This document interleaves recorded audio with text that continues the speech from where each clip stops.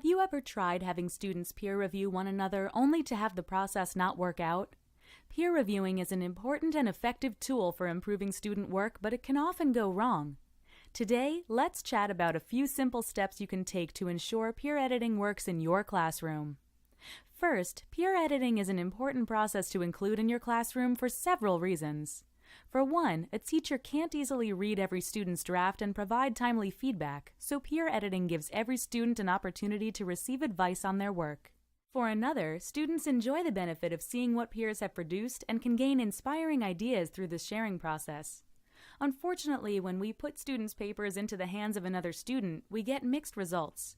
Sometimes students provide each other with meaningful feedback, but it's just as likely that students only give glowing praise or superficial comments. Why does this happen? It's because we fail to provide students with an effective framework for their peer editing process. While students have probably done peer reviews with one another for years, it's unlikely they've been taught how to do anything more than give vague praise or do basic word editing.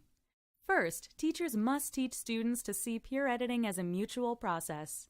Students should not just hand their work over to a peer and expect blanket feedback. Effective feedback comes as a result of two parties working together. One simple way to prepare students to engage in this mutual process is to ask each student to first think about what kind of feedback they are looking for. They need to develop the art of asking good questions about their writing.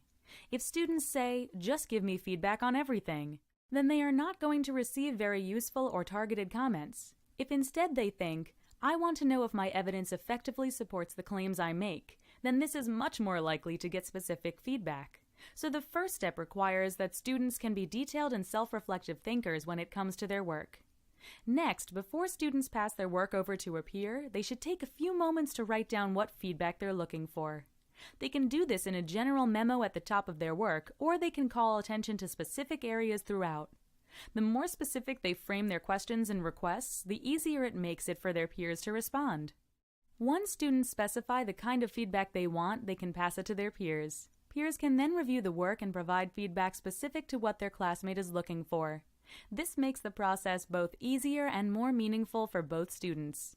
The peer reviewer can also add additional commentary on anything they feel their classmate could benefit from.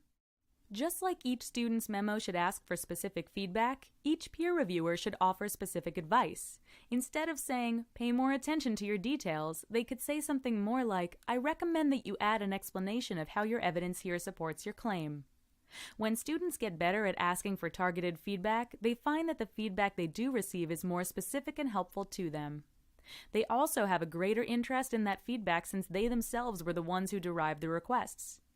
Peer feedback is an important tool in any classroom, and we can amplify its impact by teaching students how to be reflective on their writing and requesting targeted feedback.